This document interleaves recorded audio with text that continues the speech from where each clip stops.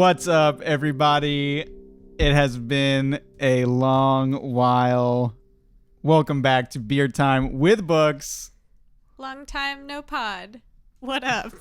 We're back and better than ever. It has been approximately 3 months-ish. Our last episode dropped in June, deep into the shit show that is 2020. So we took a bit of a summer break. We took a hiatus, and now we're back with a banger. We are back with a banger. It's good to be back. This is, at this point, season 2.5 because we are in the middle of our season. If anybody has followed the podcast in the past for the one defined season we even have, we do 7 books per season, and we have done 4. So how that normally works is we do a book a piece, community choice for number 4, and then a book a piece to round it out. So we've done our 4, and now we're back to each of our books. So I think it's worth it, since it has been a little bit, to just quickly go around and say what each of our books are going to be, just so people are aware moving forward what's going on. But also a good time to introduce yourself, and then we'll hit our classic corners. So this is Brian. The book for my second choice of the season is the subject of today's episode. It is Omensetter's Luck by William H. Gass. We'll leave it there because we have a lot to talk about. Hi, I'm Jamie. My book, which we will be reading after this, is The Master and Margarita. Off the top of my head, in this moment, when Brian didn't tell me to prepare for this, I cannot remember the name of the author of that book, and it's very Russian, so I don't know what it is. But we'll be reading that next. Hi, this is Danny. Third, we're going to be reading Oryx and Crake by Margaret Atwood, I think, right? That's the one that I chose. Yes. Yeah. Okay. I legitimately I was questioning it. It has truly been a while. It's been, we had to remember how to record ourselves. But what I do remember is a classic corner for the show. This is where our expertise truly shines through. This is the illustrious What Are You Drinking section. Let's hit it off. Who wants to start? You start. All right, I can start. This is, I feel like I've had a lot of Boulevard this season, but they all have been different. I'm pretty sure we'll get into that in the season finale, as we did last season. But I have a Boulevard Brewing Co. KC Pills, but this is a special edition collaboration with the local KC Museum, the Nelson Atkins Museum of Art. So you'll see this can on our Instagram page, Beer Time with Books. Check it out. Very cool. This is Jamie again. I'm drinking the same thing, the KC Pills. And also a pineapple spindrift. What are you drinking, dude? I double fisting. What are you drinking? A bonus. Also, smash that follow button on Instagram. At Beer Time with Books. I'm drinking an Ad Astra Amber Ale from Free State Brewing in Lawrence, Kansas, I'm assuming. We are really keeping it Midwest on this episode. Good job, everybody. Not hitting the coastal elite, dude. Never the coastal elite. Never the coastal elite. We love the coast. We love you guys. Sorry. Next, the next corner we have is the recent media section. It has we need a better name than recent media corner. That's for season 3. We're gonna really refine our process in season 3. But this is recent media. Since it has been 3 months, we're gonna hit some ultimate highlights here. 2 of your ultimate highlights from June to now. So just kind of hit 2 that you think have been heads above the rest. I think that will be some good recommendations since you've had other pieces of media to balance it against. But let's go ahead and start with that. Recent media. Anybody want to start? Want to do the same order? I can go. Okay. Okay. I don't know if these are heads above the rest, but they're the two things I can think of right now. I have mentioned before that I like a Dungeons and Dragons podcast called Not Another D&D Pod. But their main campaign ended and they've been on like kind of a hiatus. So I needed my D&D craving filled. And I started listening to another podcast called Dungeons and Daddies. It's very silly. It's 5 comedians. And they play dads who have been pulled into the Forgotten Realms and have to save their sons. And it's so dumb, and I really love it. So if you need a good, lighthearted story, I recommend Dungeons and Daddies. I also am in the middle of My Name is Red by Orhan Pamuk. I don't know that I'm saying that right. I have not looked that up. Which I've been reading for a while now, and I only have about 100 pages left. But I do really, really enjoy it. He won the Nobel Prize in Literature in like the early 2000s. And My Name is Red is set in like 1600s Turkey. Like, is that the Ottoman Empire, I think. And it focuses a lot on art, but it's also like a murder mystery. It's very good. I really recommend it. Nice. Two highlights. Danny, pass on over to you. This is really stressful. I've been consuming the most content the last few months. That's what makes the choice even more important. That way people know this is the good stuff. It's all very stressful. For those of you keeping track, my partner Will is still here in Kansas City with me, quarantining.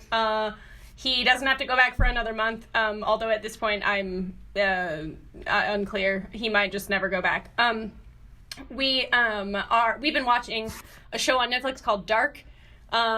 It's a German show, I believe, and we've been watching it in German with subtitles, and it's so crazy and so like there's a lot of time warp stuff that happens, and it takes place in a tiny German town.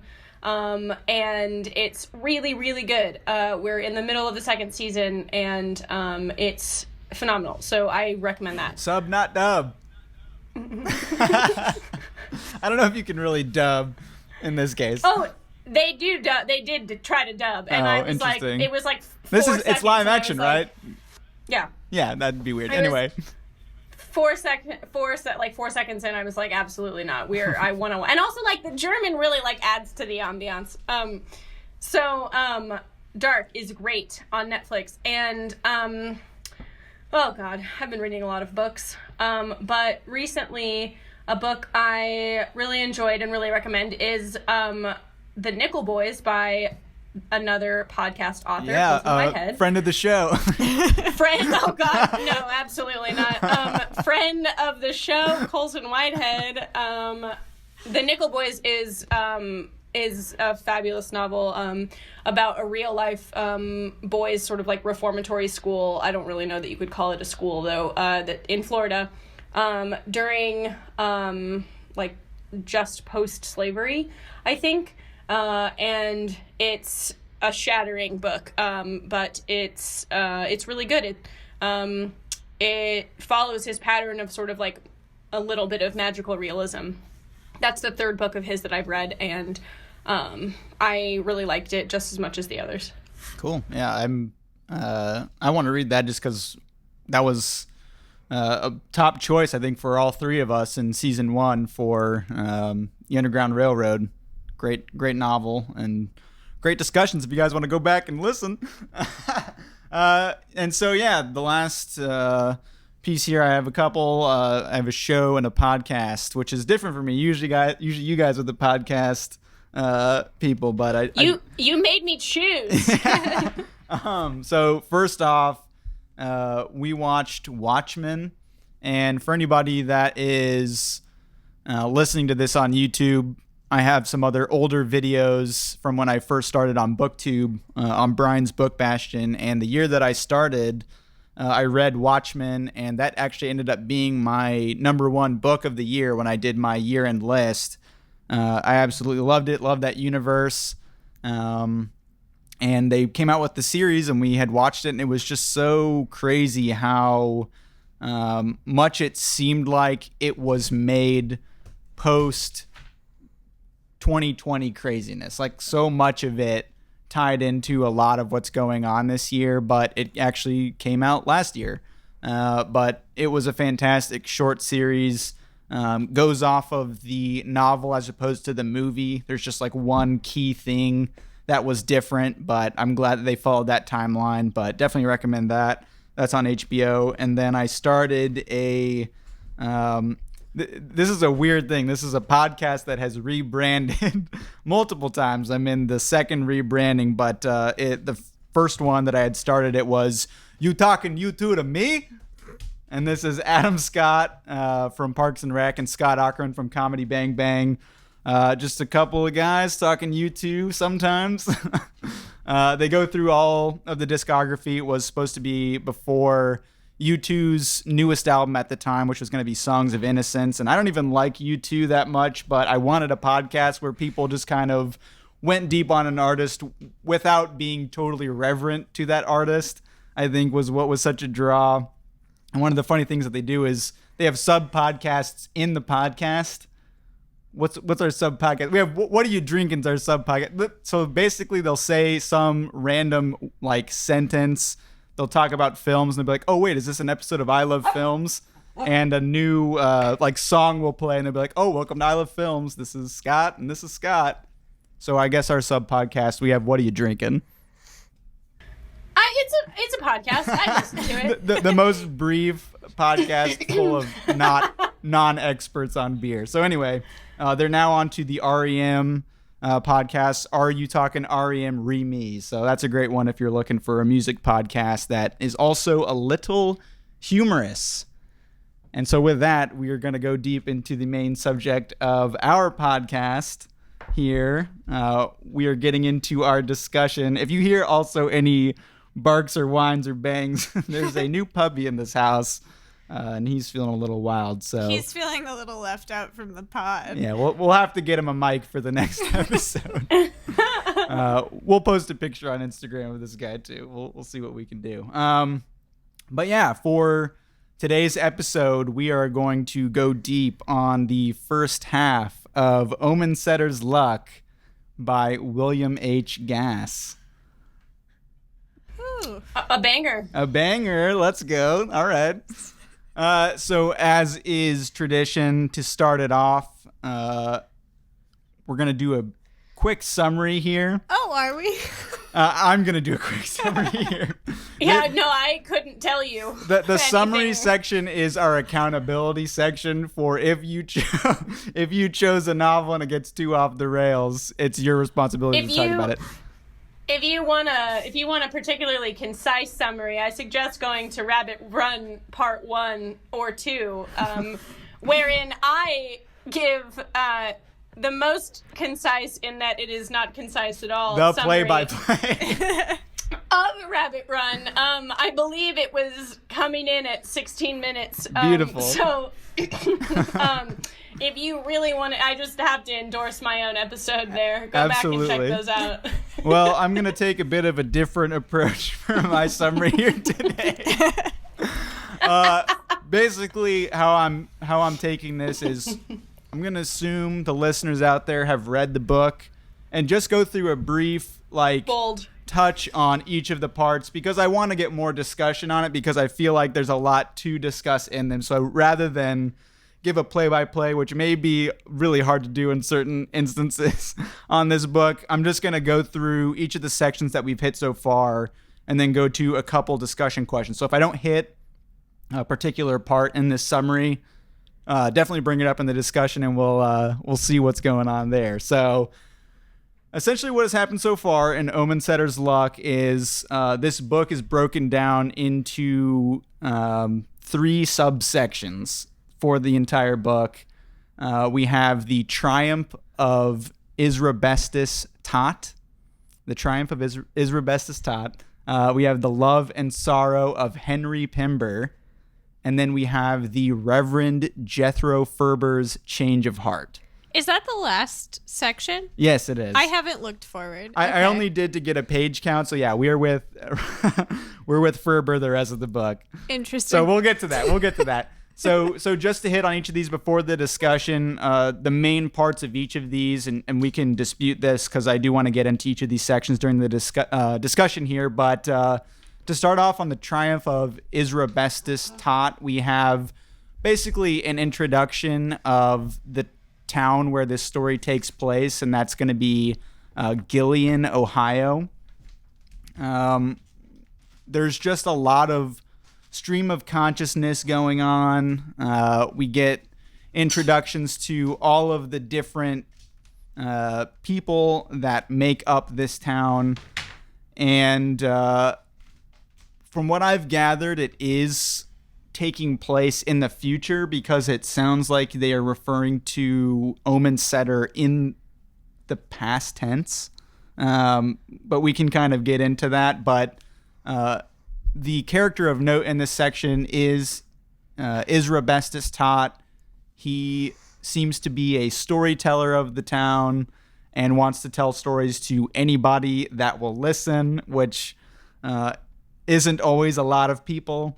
But it does really seem like quite a plain place here at the beginning. It's not a lot of excitement going on. It's just kind of like people going about their lives in the late 1800s here in Ohio.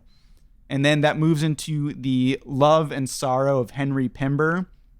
And in my opinion, again, we'll get into these sections. This was the most clear of all of the sections. It felt like this had the most exposition. I'm getting a heart sign from Danny. This had love Henry. Exposition of any of the sections, and we get a heavier focus on Bracket Omensetter, of which the novel is named, and a bit of the explanation of Omensetter's luck, which we kind of got into in the first section, but this really started to get into some specific examples as to how this luck has played into Bracket's life and kind of his introduction to the town. He, in this case, has come to town, talked to Henry Pember, and gets lodged up in one of Henry's houses that's been kind of beaten down, and rents that with his wife and 2 kids.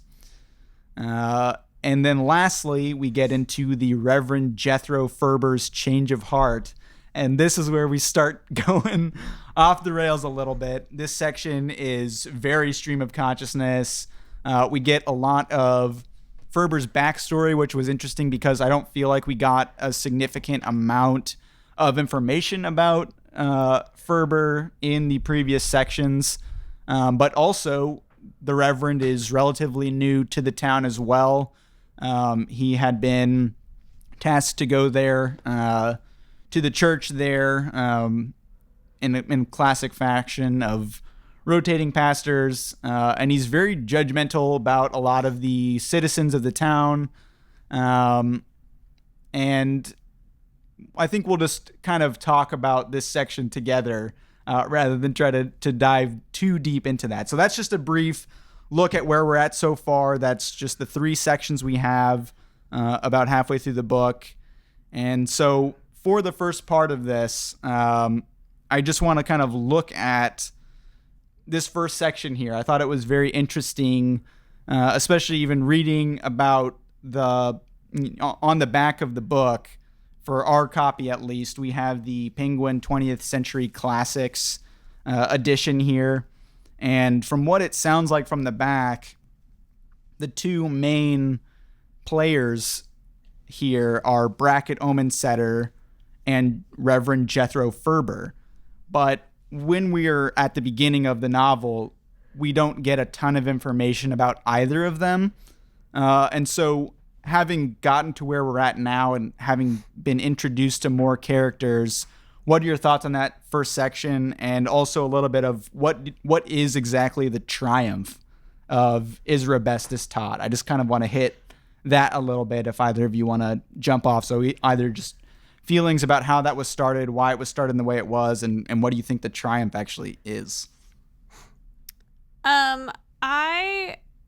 I feel that first section is mostly just scene setting. That's how I viewed it, because I feel like you meet a lot of townsfolk and you see a lot of like their priorities, because they're at kind of like a yard sale or an auction or something, aren't they? I think it's an auction. Yeah. An auction of like somebody's old belongings. And so you're learning about like what they cared about, what they care about currently. But other than that, I don't know what I would say the triumph of Isra is, if I'm being honest. Maybe that he is a storyteller, but I like you said, people don't really seem to care that much. Also, He doesn't seem like a great storyteller. Like, he gets off topic really easily. Yeah. And that's what I was curious about, because I don't really feel like I saw necessarily what the triumph was, but I was curious if you guys had noticed anything in particular about that.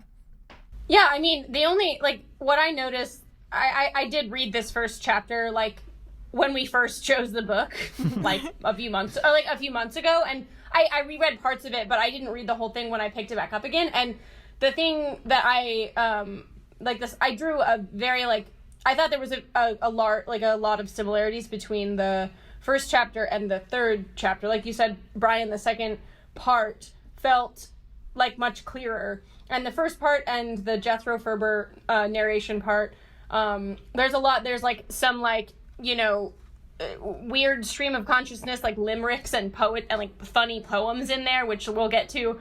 But like, you know, it like you said, it's very stream of consciousness. And the only thing that like caught my eye, like toward the end, was that he says that Henry Pember died of Omensetter's luck, and it caught my eye in the last 2 pages of the section, and I feel like a lot of the discourse around this, like I read a lot about this book because I also needed more content than the book itself to understand what was happening.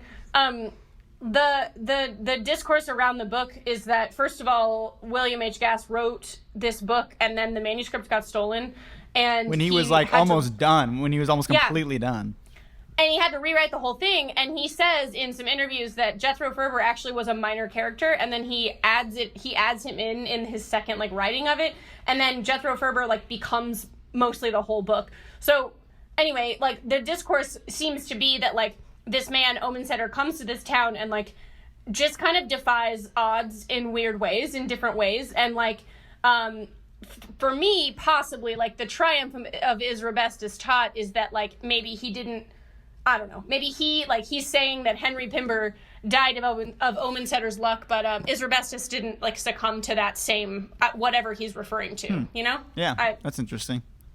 I will say for that section, at the very beginning, it was overwhelming to read, just getting into the stream of consciousness of it, but having gotten past that, especially getting into the section with Henry Pember, I actually really liked it as an intro to the novel and the stream of consciousness in this particular instance, because I feel like it cools off a little bit in the second section, and we'll talk about that. But here in the first section, there's no quotation marks. There's no like he said, she said for the most part. I kind of like how that introduces the town where, you know, you're not getting this person or this person is that important. I like the scene setting here, and it is only 30 pages. Mm-hmm. So as overwhelming as it was at the beginning, looking back on it, I actually do really like it. And I think that was an effective use of what can be a really confusing writing style, that it kind of really talked about like how this town runs and the hustle and bustle of the small town, where like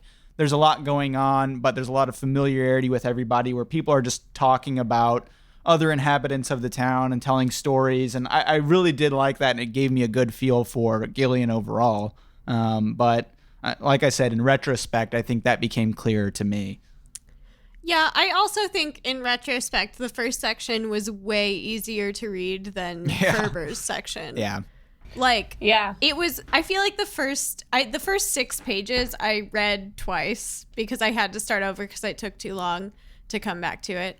And I feel like those first 6 pages were hard, but the rest of it, like, I mostly understood what was happening in that first section. And I agree that it felt like you're in the middle of a scene and you're just hearing lots of things. But they mostly made sense. Yeah. Whereas I don't think I'd say the same thing for later sections of the novel. Yeah, and especially knowing that, like, Brackett and Jethro supposedly being some of the main characters, and I'm sure we'll get into more of that in the second half from what it sounds like. But I liked it more that, you know, without attributing it to all these people, that it wasn't as important to follow everything to a T. I feel like there was enough information to grasp onto to then lead into the next part and get a little bit deeper on who else is in the town. But that was just something I kind of wanted to highlight, because I know when we talked about this way earlier, a couple months back, when we were like thinking we were going to do an episode so quick, that all of us were kind of had this feeling of like, oh, what have we gotten ourselves into? But it was nice to look back on it and kind of see that. So overall, I did enjoy that part of it. And that moves us into then the love and sorrow of Henry Pember.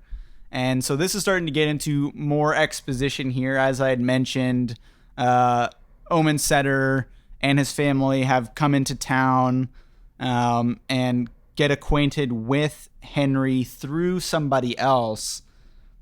Matt, I believe, was the character's name, who was this middleman for this meeting.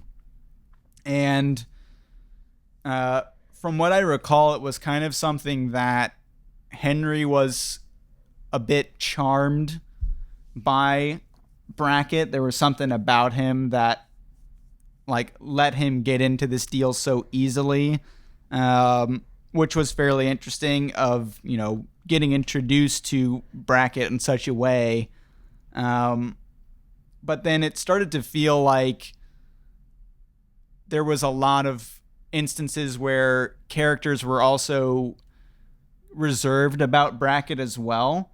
So at the very beginning, we do get these descriptions of Omensetter's luck and this initial interaction that allowed him to find shelter for his family. But I also was starting to pick up some instances where, like, Henry Pember's wife, for instance, was like, what's up with this dude? She wasn't that okay with him being there. And other instances where I feel like we started to get some of that from other people in the town as well. What did you guys kind of feel about Brackett when we finally start to learn about him? Like, what did you guys pick up on there? And did you get a similar feeling about that, about the general vibe of Brackett, or kind of how did he strike you when he finally made his true entrance into the novel, not through a story from Isra Bestis, but through him actually being there in person? My impression, and, like, this is maybe still my impression, there's probably a lot that I'm missing, just as a disclaimer. That's why I want to, like, just talk about it in general, because I feel like I've missed a lot as well, but just curious on those impressions. I felt like there were multiple sections or multiple sentences that talked about, specifically, like, quoted Omensetter's luck, like, that was Omensetter's luck, and nothing that was mentioned that I remember seemed that remarkable. Like, everybody seemed really infatuated with him, but there wasn't, like... Well, let's hit that real quick then, because I feel like there were some examples, and I'm curious for Danny what you thought about it as well. But, like, just a couple of instances of, like, not covering the wagon and the rain didn't come when it should have. The flood coming to the house that had been so impacted by floods of the past, where there were, like, water lines on the house. When there was a big flood, that didn't happen either. I know, but those things don't seem like...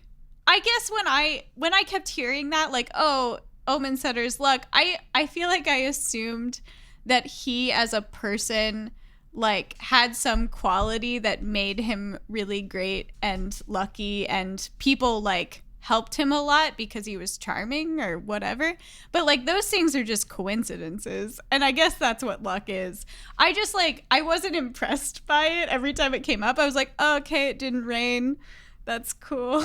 Like, is that, why am I supposed to be impressed by this man?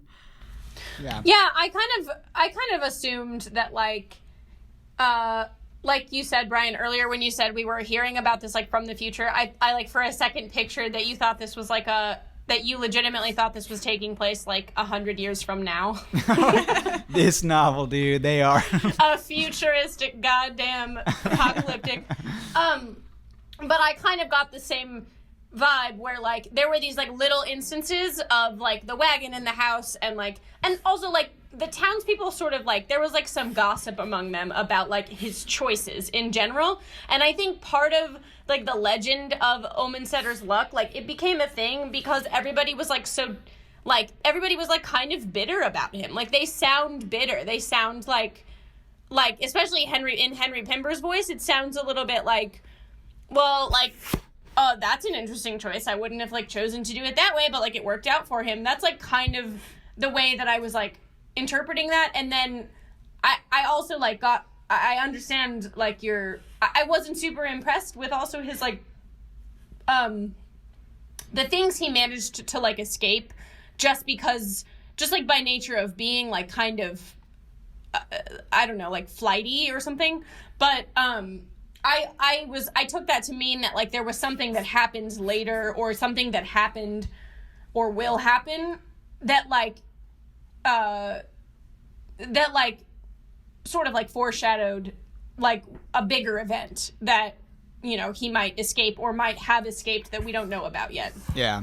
I assumed as much. I just was wondering if there was something big that I missed in this section that I feel like they just keep talking about it. Well, what I'll say is I actually did like how subtle the examples were because, you know, it created some element of like mysticism around Omensetter without it being so overt where they were like, oh, like somebody shot at him and like a bullet just happened to whatever curve because of the wind. Didn't he also like this is the part where he cures Henry Pember's lockjaw.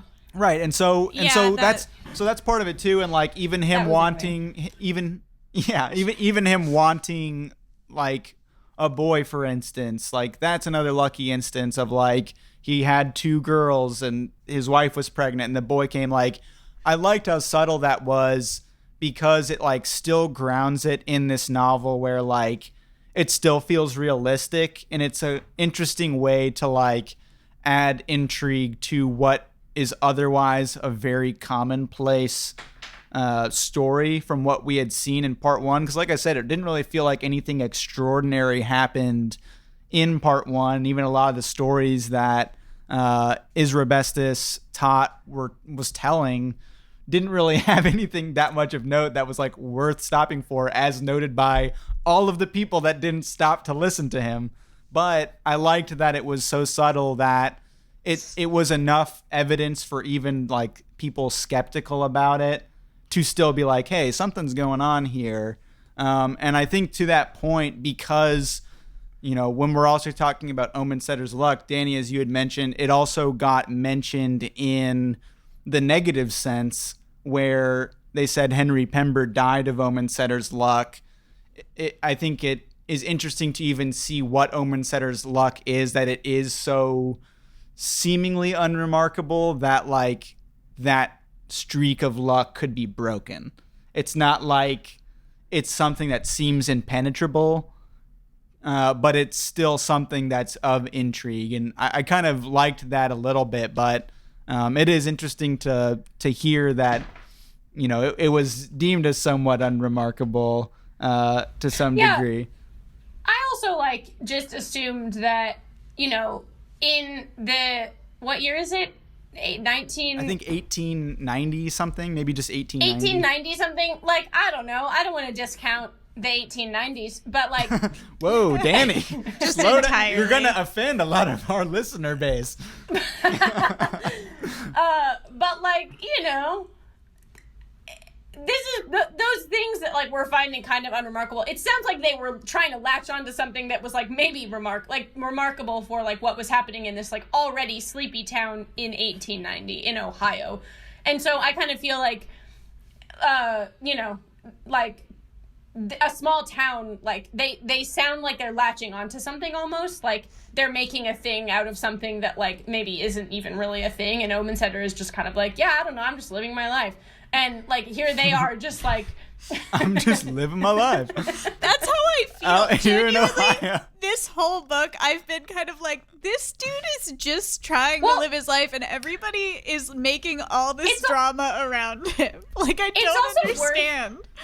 It's also worth saying that, like, I mean, I know we're assuming most of our listeners have, like, probably read this book, but, like, Omensetter is not really, like, he's not a narrator as far as we know, and so, like, in any of the sections, like, it's like we're learning about this person just, like, through other people, like, around the periphery, like, sort of, like the way that you would, like, tell somebody about somebody else, like, who lives in your apartment building or something, you know, like, we're really, like, not, like, we don't interact with him directly very often, except for in the second part where Henry Pember is the narrator, and that isn't very long. And so Omensetter is really kind of an enigma, and so is his family. That is an interesting point. Like, if it was told from Brackett's point of view at this point in time, it may just very well be like, yep, went to the river with my family and had a good time. I moved. Like, the rain didn't come, chill. Everybody's looking at me funny. Like, I don't know. I think that's a cool choice, though, especially that, like, you know, so surprising that the book is Omensetter's luck, but we don't actually hear from Omensetter himself at this point. So that's kind of interesting. And then just so we can have a little bit more time, just a short thing here, and we'll probably get into it more with the next section. But again, with the title here, any interpretations of the love and sorrow of Henry Pember as to why it was named that way? Here's the thing. I have thoughts, but I like genuinely think that I'm reading this book incorrectly. Like, I genuinely feel like any of my interpretations are just going to sound dumb. But that's fine. I feel like this book is definitely one that, like, requires multiple readings because it's not so clear. So, like, just out of curiosity of what you've read into it so far. Okay, so Love and Sorrow of Henry Pember, my opinion from that section to me read extremely, like, homoerotic. Like the last part especially, I'm glad Danny's nodding her head. Like, I felt like Henry was in love with Brackett Omensetter. Like, there was a gay bromance going on where he really, like, he viewed this man as perfect and really, like, wanted to get in with him, and also maybe hates his wife. So I think that's the sorrow. And then the love is for Omensetter. Interesting. Just Danny's nodding, so maybe that's not an entirely incorrect interpretation. But the last, like, 10 pages of this section felt like it was like Brackett and Henry were off on a cliff somewhere together. I don't really understand what they were doing. I thought they were about to have sex. Like, genuinely. The way it was described, it was semi-intimate in that instance, especially when they, like, hit that point where, like, the wind stopped and they had that little cove. He kept describing, like, the way Omensetter was talking and, like, looking at him. Yeah, and he seemed a little distracted, I guess. Yeah, that makes sense. I don't know. Danny, thoughts on that? Yeah, all right, I'm going to expand this to the whole book. I keep reading, like, I keep feeling like there are, like, erotic metaphors around every corner of this book. Which we'll get to. We'll get to. So I mean, Jethro Ferber is for sure erotic. We'll move into that quickly, but just on Yeah, so I don't really I don't really have the love and sorrow of Henry Pember. Just felt a little bit like he was sort of waxing poetic for a whole few chapters about, like, he just felt a little bit woe is me, and he felt like he was kind of like the love and sorrow of Henry Pember sounds like the title, like something you would title like an angsty novel about yourself when you're like 11. And that's what it felt like to me. Like, I can't point to, like, a specific instance, but, like, the whole section just felt a little bit like Henry Pember, like, wrote sort of like a little memoir, like a little mini novella, like memoir thing, and then he just, like, titled it this because he was just like, my life is just, it's so full of sorrow, and I'm such a romantic, and that's kind of how it felt for me. Yeah. Well, interesting. So that's two of the sections here now. So that's going to move us into. You didn't say what your opinion was. I'm leading the discussion. I don't have to get into that much. What? Isn't that the whole podcast? I just want to have more time also to get into this last part because this is the majority of the book, and I want to set the tone here. I genuinely wanted to hear if you agreed with me. I don't know. I feel like it makes sense, and again, these titles all have been relatively like confusing to me, and I don't have like a definitive answer myself. You didn't think it was a porn? I thought they were about to bang. Well, I think the sorrow definitely like was in relation to, we got into the part with his injury with the fox, which we haven't really gotten to, and I just want to hit this quickly because I want to get our last section here. But like, the fox fell into the well outside the house that Brackett was renting from Henry, and they got into a bit of an argument about it. Henry shot the fox, got an injury, and that's like setting off what seems to be some action for the rest of the book. So like the sorrow seemingly having to do with like his injury, for instance. Like I was reading it at a very basic level, and then like the love being his relationship with his wife, it seems a bit strained. Okay. So that's just my interpretation of it. Like I definitely see where you're coming from, and I'm not saying that that's definitive, but like mine was a very cursory like interpretation of what that was. So mine feels cursory to me, so it's cool. So that moves us into... I like Jamie's the best. Yeah, Jamie's definitely has more panache. I want panache from this book, you guys. Panache!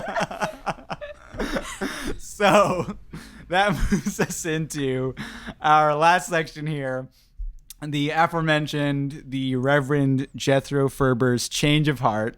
And as we had also said, this is the rest of the book. Buckle in.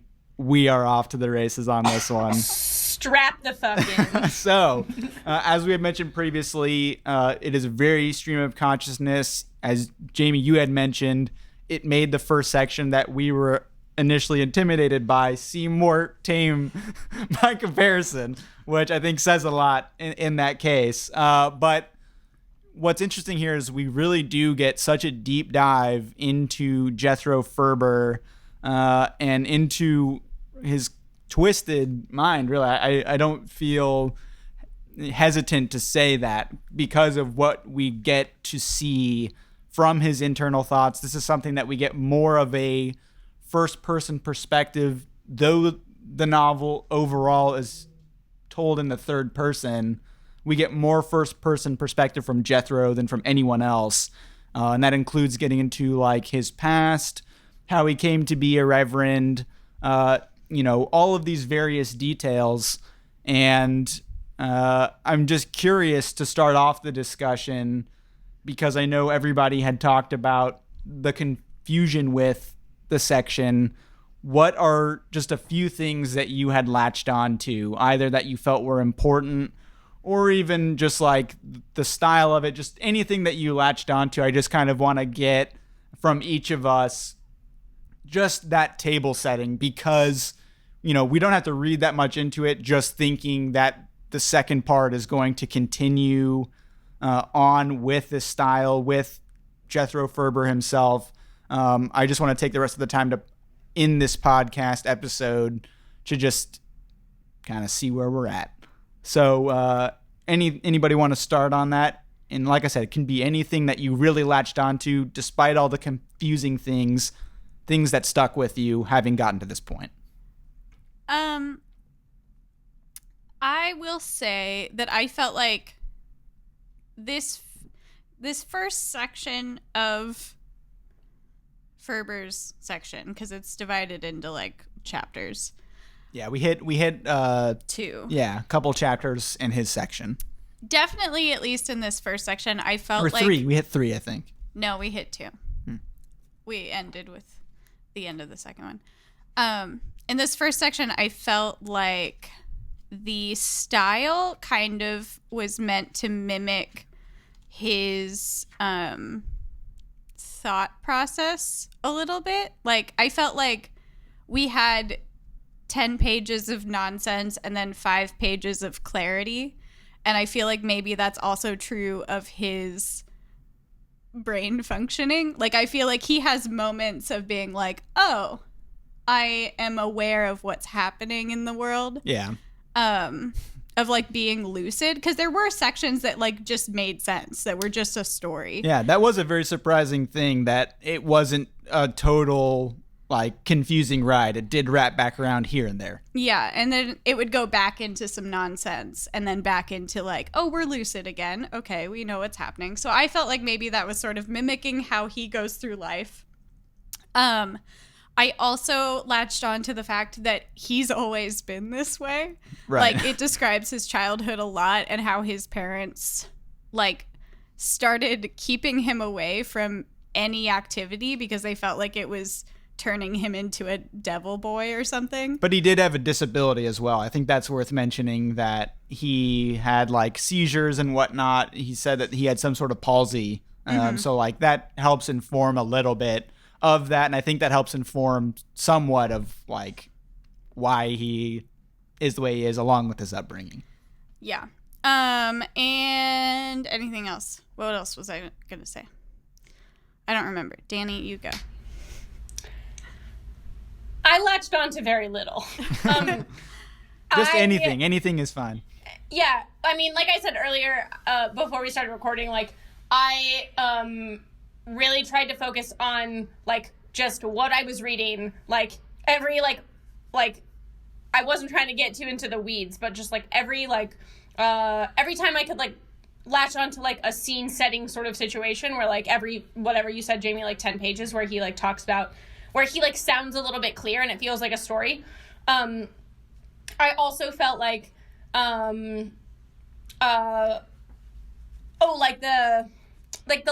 the dirty like limericks that he would tell every so often like felt very I don't know, I didn't know what to make of them, but they felt like stepping stones to me. Like, I don't know if we were supposed to, maybe we can talk about this, but like are we supposed to assume that like he's telling them to himself? Are we supposed to assume that like the author is like making an aside? Like, is this like a third person kind of situation? Like, I was really like are these like rhymes that like children like used to mock him when he was a child? Like, I felt like simultaneously very confused by those, but also like they were kind of like little like bookmarks or something. And then finally the last thing is he like, I found it helpful when he started making lists of things. I can only think of like one example right now, and I think it was when he started making a list of like the types of trees at some point. Well, just like foliage in general helped ground him somehow, yeah. Gardening. Yeah, he loves to garden. Yeah. Yeah, there were times where he just like started making lists of things, and like those were like, it was almost like it took me a few lines to like understand what he was talking about, and then it was like, oh, like he's making a list of something that like has a common theme, and so that seemed like a narrative device, but also like maybe possibly a way that he keeps himself grounded, like in his own thoughts, like by like almost obsessively like listing things. Yeah, but like I couldn't tell you what happened. To your first point with the limericks, and also just his narration in general, I read most of this as him talking to the dead man in the ground, Andrew Pike. Yeah. Well, there was that significant portion where it kept coming back to that, which I actually really liked that part. Yeah, where it kept being like him talking to the then like gravestone. Pike said or something. Yeah. Colon, whatever random thing. And I feel like a lot of the limericks came up in that of like him he was like telling jokes to this ghost essentially who doesn't exist. Who was the Reverend yeah. of this church earlier. Yeah. Which I did genuinely enjoy that. I like that section. I did like for this, yeah. I like talking to dead people, Also, even if it's just in his mind. Yeah, it felt like kind of Lincoln in the Bardo-esque. The last thing also is that, like, Jamie brought this up earlier with Henry Pember, but, like, there's a lot of aggressiveness. He's like a very aggressive speaker, just like about like women and he's like kind of violent, but he's also like very sexual and like violently sexual, and he's also extremely horny. There were like pages where he just like is horny, I think. Just talking about like nipple size for a long time. Or like he's talking about touching somebody's knee and he like, you know, I mean, which I couldn't get a read on if this was something, and Jamie and I like only barely touched on this earlier today, if this was something that like happened earlier on in his childhood that like caused this to be, you know, it caused him to develop in a stunted way sexually because of the particular instance he said of, I can't remember the name, but somebody showing him under their skirt or something. Yeah, someone who was fat. Yeah, he loves describing women's size. Fatty, also. Yeah, no, he really did. I can't remember which woman Fatty it was, but Ruth? at one point I think Ruth. Yeah, I think it might be Ruth. At one point it was Ruth, and then there was Lucy. Is Lucy somebody's wife? Is Lucy Henry Pember's wife? I think that's Henry Pember's wife. Yes. Because at the very end of the section, he goes into her house, right? Like, somebody summarized that and for Henry me. left. Yeah, something's going on with Henry at this point, which, like, that's again one of these instances of even in the midst of this craziness, like, we are still getting some narrative movement forward, even in the midst of all of this stream of consciousness. But with the childhood trauma, the thing that led me to that, because I asked Brian, I was like, did something happen? Because there's more than one moment in his section where, like, he says that his mother said, he overheard his mother saying, like, I think something happened to him. That's not the phrasing she used. But well, also something with his aunt. I wish I could read more into that. Like, maybe something happened with his aunt. He did it. I think he knows. Like, it's something like his mom thinks that something happened with him. And it sounds like maybe like his aunt or some other adult woman like possibly assaulted him. And that has left him like sexually stunted. Because he has a very complex relationship with sex. And he also seems to have a bit of little man syndrome. Yeah, he does. He talks about penis size a lot. He talks about Bracket Omensetter's penis rising in the river. So just to clarify, Bracket Omensetter's penis. Just to clarify, I'm not necessarily just talking about penis size in this case, but sure. I am. I know he does. Sure. Yeah, but he's also described as like a small individual, like just his general makeup. So, yeah, he does a lot of like talking about sex. I would agree. I hadn't thought of that, but I agree with like probably like there was definitely some sort of incident that happened to him that like possibly caused like some sexual like stuntedness, but he also like apart from that feels very sexually frustrated, and especially well, given the religious angle too, though, like that. Yeah, I took that like as a reverend. Like, I don't really know if he was like giving a sermon or doing a service while he was like, while any of this was happening. There were parts where I felt like he was at church. At one point, I think he was. And he was like giving a sermon or he was greeting congregants or something. And like, he was like busting out of his like priest robes practically. Like, he was so horny for like 5 women who were at the service, if I'm reading it correctly. And like, there were so many times where like, I just pretty much assumed that like, the religious aspect was what was making him so sexually frustrated, and he talks about it a lot, and sometimes it's very obvious and sometimes it's like very subtle and like gated, but I also latched onto that. I feel like there were moments too though where he kind of like tried to acknowledge that he is a priest. Like, he says something of like something very sexual, blah blah blah, sexual, and then he'll end it with being like, but none of that now, it's God. Like, he says, like, he acknowledges that, like, he can't or just isn't supposed to be doing those things or thinking those things. Yeah and so all of that, like, there's definitely that at play, which is very interesting. That'll be interesting to see how that develops moving forward. One thing that I thought was interesting, though, is we talked about, like, that aspect of it, of, like, you know, whatever had happened in his childhood, his development, and that he is a bit twisted. But the juxtaposition of all of that I noticed when reading it is that the writing is actually surprisingly really, like, beautiful.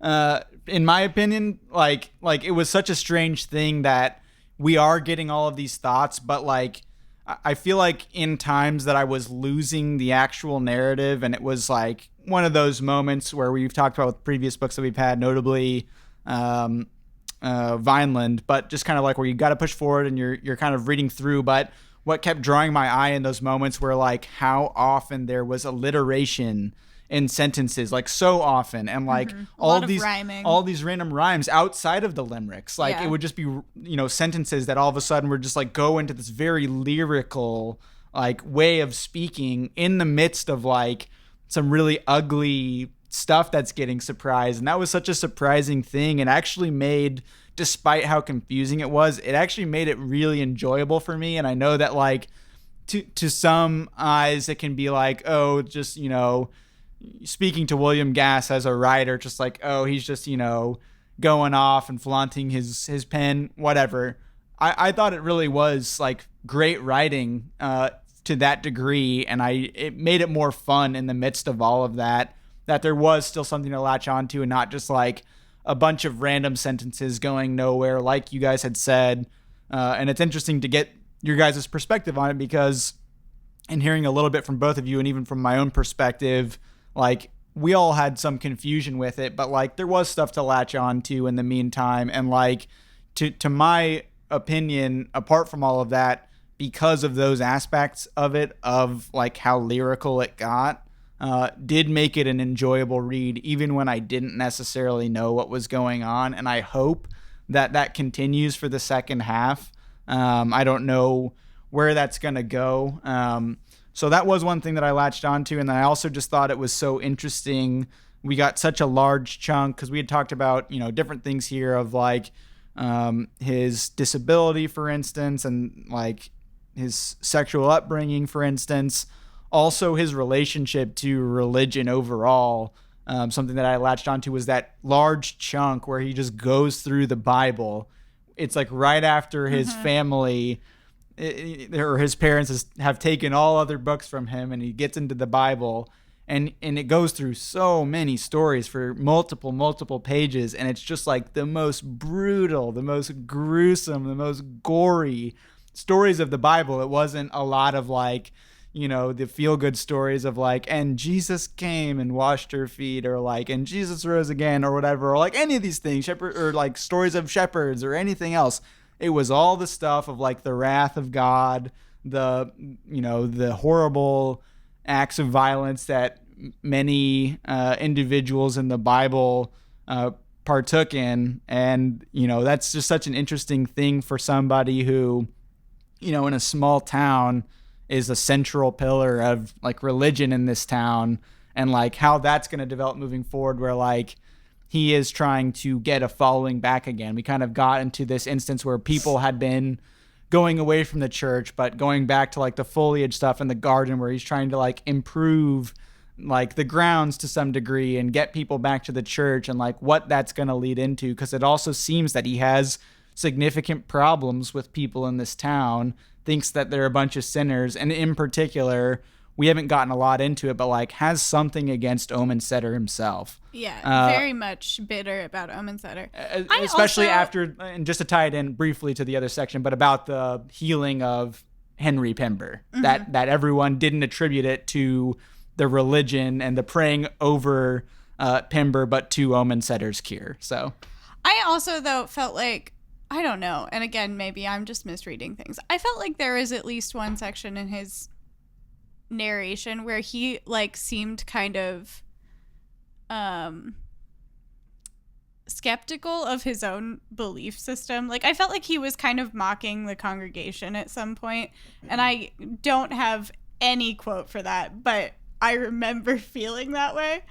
And also that he was, because you said that he was in your earlier summary that he was sent to Gilean as like a normal rotation, but I read it more as like the church sent him there as kind of a punishment, and he knew it. Yeah, I guess that I do recall that, yeah. Like that he was like, that something went bad somewhere, yeah, and this is like a bad small town. I guess I just tied it into like the tradition of rotation of pastors and preachers, but that I do recall that for sure. Yeah. So I just. Oh, go ahead, and then we'll get to final thoughts here in a second. Yeah, I just wanted to, one thing that you said when you were talking about how like the writing sort of saved, for me, the writing sort of saved parts of like of the book when like the plot wasn't happening, when like there really wasn't a plot. And I think it's that gave me a little bit of vocabulary to talk about like what I was missing from Vineland specifically. Like I think Vineland prepared me for this book, but because like also like let's be real, I'm like I read a lot of things, but like this wasn't super enjoyable for me, and neither was Vineland.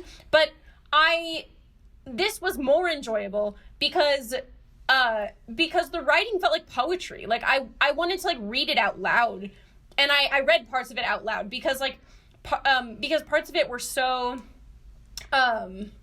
they just felt like poetry. They felt very poetic and beautiful, and some of his stream of consciousness was kind of like insufferable and like gross and aggressive. But like there were other parts where like if I had read it out loud, it would have just like read, like you could like throw some spaces in there and like put it on like a white background and put it on Instagram. It was such a like, weird juxtaposition, like so strange in the midst of all that. And also like I don't know. It was interesting because I think I missed that a little bit from Vineland.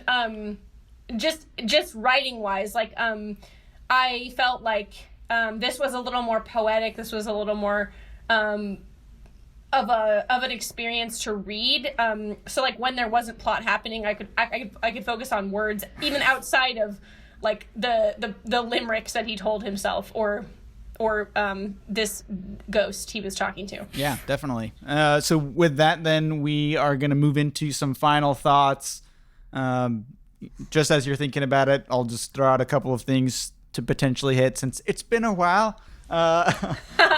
So if you've been enjoying the book so far, how you think it's going to develop, especially as I mentioned, just from the back of, this potential butting of heads between Brackett, Omensetter, and Reverend Jethro Ferber, what you think that's going to develop into,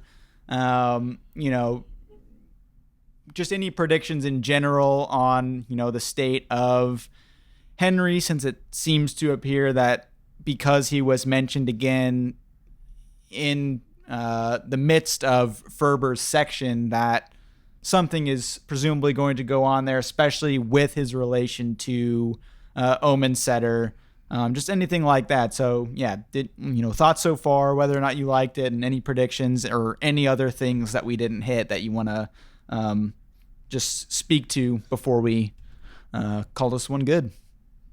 Anybody want to start? I can, I guess. I don't know. I will be honest. It's not my favorite book so far. I feel like I don't know. There are parts of it that I really enjoyed, but also overall I feel like it's been kind of like uneventful. I hope that there are more events going forward. I think there will be. I feel like there will be. I'm interested in what's happening with Henry, where he went, and why. His love affair with Brackett. I think him and Brackett are going to get married. I I like the writing. I did think that there were a lot of sections, like lots of moments in this book that were funny to me, which is a little bit surprising from like my first impression of the novel. Yeah. And also, the more that I read books that Brian recommends and wants to read, the more I need him to read Virginia Woolf. And that's all that I have to say. Nice. Good recommendation plug right there. Yeah, you need to read Mrs. Dalloway. I definitely want to. I wish I would have hit on that on Other Stream of Consciousness and how that relates, but maybe we can touch on that on the next episode. Yeah. Danny, final thoughts? Yeah, I too am hoping for a good old 1892 gay wedding. But Happy ending, all good. Like when they said that Henry died, they meant he died of happiness, right? Right. They Right. meant that his it was I really think, I don't know. I am surprised at I'm surprised I'm enjoying this book. I am enjoying it like more than I thought I was going to. I'm looking forward to like learning more about Omensetter, if that is in fact the point. Also, like, I don't know, I hope more events happen. I hope more things happen. And like I hope it's a little less pondering and like just thinking about like the world and like Jethro Ferber's like childhood and his life. But yeah, I don't know. I have enjoyed like reading it sort of like it's poetry. And I also think that I like have learned a bit like how to read this kind of book and like to not be stressed about plot all the time, because that's like not always the point. And like That makes me very happy. That because of the podcast, that makes me happy. Could have fooled me that like plot doesn't fucking matter, but like whatever. I'm not happy about it. But also like I read a lot about William H. Gass today, and I think that's also helped, just like learning about him and learning about like other books that he's written. I am interested in learning more also about why, like, whenever I read about him, there isn't a ton of like talk about this book in general. Like, it's not, you can't find it on Cliff Notes or Spark Notes, just FYI. Danny, you needed to look. Oh, I did. Was it like the tunnel or something? Was that the one that you saw more? So, yeah. The tunnel is the one that is more spoken about, Yeah. but like, And that it's was way interesting later. because- He wrote that like in the 90s or something. but like, it's just interesting because like Omensetter's Luck is one of the books think. that like people talk about when they talk about William H. Gass. Like, and so the lack of sort of like a ton of public discourse about it, while also every time you read about William H. Gass, everyone is just like Omensetter's Luck is the thing that is that like everybody that apparently that everybody liked, that like was a big deal until the tunnel, I guess. Anyway, I don't know. I hope that more things happen, but I have enjoyed learning about like Omensetter and reading it from different people's perspective in the first half. Is everything fine over there, guys? Yeah. Jamie just Jamie's body. Yeah, that is interesting about the. We'll turn the mic away for a second. That is interesting about hearing about the talk of this, that it wasn't talked about as much, but in certain circles and in certain parts of the internet, it is like regarded highly, just by like certain authors specifically, and even on Goodreads, like not a lot of ratings, but it is like well rated from the people that have read it. Like it was surprisingly high for the amount that actually had rated it. But I will say, similarly, I was honestly at the beginning, and I think it was good that we took a break. Like, again, this is in the context of like having taken a break, having all of us had started some of this book. And like, I was honestly a little out previously when I was reading it at the beginning, and I was like, what is this? And I felt somewhat of like, what have I done to this podcast? But again, as I had mentioned earlier, specifically, when it got to the point where I was removed from that first section, getting out of the triumph of Idra Best is Taught, and then getting into the more traditionally narrative style of The Love and Sorrow of Henry Pember, having that context made me appreciate that beginning more as like a general beginning of a book. I really liked how the town was introduced in that way. And again, even when we're getting to that last section, I'll just reiterate it again, that like I was so surprised at how, and I don't feel bad saying this, but like it was beautiful writing for Jethro Ferber's section. And again, I just kind of like, that was what drove me forward, even when I was like, I don't know what he's saying, but like, just it seems so playful the way it's written, of like, continuing to do all these different styles and committing to it for extended periods of time. I really appreciated that. And so I'll be curious to see how that breaks down moving forward, if the style will stay that way, or as the plot moves forward, if that will change the style as well, because it is very long, and we don't know, with the state of the Reverend's mind, we don't know that like it's gonna stay within this style. But I have really enjoyed it so far. I will say that I'm surprised at how much I have enjoyed it, given what my thoughts were at the beginning. Jamie? I had one more final thought. This is what I was like trying to say earlier a little bit, but then I forgot that I wanted to say this. I don't hate this book. I want to make it clear. I haven't hated it. But I feel like with books like this, like Mrs. Dalloway, because I really, really love Mrs. Dalloway, but the context in which that I read it was like an upper level college course. And I had a professor there to explain it to me. And I feel like I would enjoy this book much more if I had that right now. So that's sort of like where my final thought is at, of like, I don't hate it, but I felt very lost, and I wish that I had like a guide telling me the things that I need to pay attention to. And unfortunately, there are none. As Danny has pointed out. Yeah. So that's have researched. But also, like, I feel like having even discussed it, I was already feeling positively about it, and having discussed it already, I thought this was a great up. I thought the discussion here was pretty good, and I think having discussed it with you guys helped me even appreciate it more, because you guys brought more things to the forefront that I hadn't even considered. So the gay wedding? Yeah, the gay wedding in particular. Come to this podcast for hot takes on old reads. On reading real into the text. Maybe, we don't know. We'll see. I don't know. We'll see. Maybe. So yeah, great up, guys. We are back from our summer break. We are going to finish out season 2 of Beer Time with Books.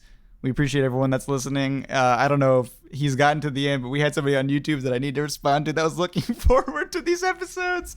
And we just took a break right when he was like, hey, can't wait for you guys. We'll have to shout out at the beginning of next episode, but we apologize that you were looking forward to these episodes and we took a 3 fucking month break. Hope we did not disappoint. So with that, we already mentioned what books we're going to be doing after this one, but next episode, we will be looking at the back half of Omensetter's Luck. We appreciate you guys tuning in, and as is tradition, we gotta get a scat out of here. I think I did the last one, so I'm removing myself. Oh, did you do the last one? I think I did. You're always so critical of my scats. Go for it. We'll see. It's been 3 months. We'll see how your creativity has developed. Okay. Woo! Oh no. A zoopity zee, a squeedly puff. That's it. That's all I'm doing. Hey. We will catch you next time.